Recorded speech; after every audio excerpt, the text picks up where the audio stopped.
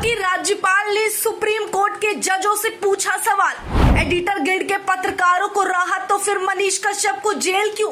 एक तरह के मामले में दो अलग सुनवाई क्यों? बिहार के गवर्नर ने इस भेदभाव पर जताई आपत्ति। बीते दिनों सुप्रीम कोर्ट की तरफ से मणिपुर हिंसा में दो समुदायों के बीच कथित तौर पर हिंसा भड़काने और फेक न्यूज फैलाने वाले एडिटर्स गिल्ड के 4 पत्रकारों को राहत दे दी जाती है। लेकिन वहीं जब ऐसा मामला मनीष कश्यप के केस में आता है तो सुप्रीम कोर्ट की तरफ से मनीष कश्यप के केस को हाई कोर्ट में भेज दिया जाता है। बिहार का बेटा कई दिनों से जेल में बंद है और बिहार के उस बेटे के लिए आवाम से लेकर कई लोगों ने उनके लिए आवाज उठाई। लेकिन हाल ही में किया गया सवाल अब मनीष कश्यप के लिए आने वाले समय में बेहतर साबित हो सकता है, क्योंकि ये सवाल किसी और ने नहीं बल्कि खुद बिहार के गवर्नर ने उठाई है। जानकारी के लिए बताते चले कि हाल ही में एडवोकेट बीबी देशपांडे मेमोरियल में आयोजित कार्यक्रम के दौरान अतिथि के तौर पर बिहार के गवर्नर राजेंद्र आर्लेकर अतिथि के तौर पर पहुंचे थे। तभी उन्होंने वहां बैठे लोगों से एक ऐसी बात कही जिस पर हर किसी को गौर फरमाना चाहिए। साथ ही बताते चले कि उस कार्यक्रम में केवल साधारण लोग या नामचीन हस्ती ही नहीं बल्कि सुप्रीम कोर्ट के जज भी मौजूद थे। बिहार के गवर्नर पूछते हैं कि आखिर एक ही मामले पर दो तरह अलग अलग सुनवाई क्यों?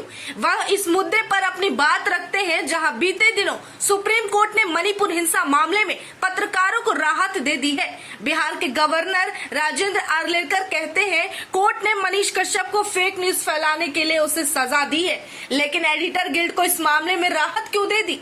आगे वो कहते हैं कि हमें जानकर ये बेहद दुख होता है कि एक व्यक्ति के मामले में सुप्रीम कोर्ट ने उसे राहत देने से मना कर दिया, साफ इनकार कर दिया। वहीं कुछ और लोग इस मामले में दोषी पाए जाते हैं जहां कथित तौर पर उन्हें सामुदायिक हिंसा भड़काने की कोशिश ऐसा आरोप लगता है, लेकिन बावजूद उसके उस मामले में सुप्रीम कोर्ट उन्हें आजादी दे देते हैं।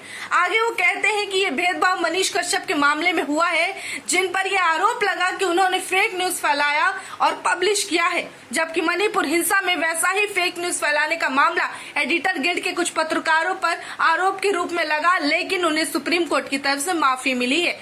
आगे वो कहते हैं कि मुझे लगता है सुप्रीम कोर्ट का ह्यूमन वैल्यूज, फंडामेंटल वैल्यूज और नॉन फंडामेंटल ड्यूटीज और राइट्स यानी कि अधिकार और मौलिक अधिकारों पर भी ज्यादा बेहतर तरीके से ध्यान देने की जरूरत है।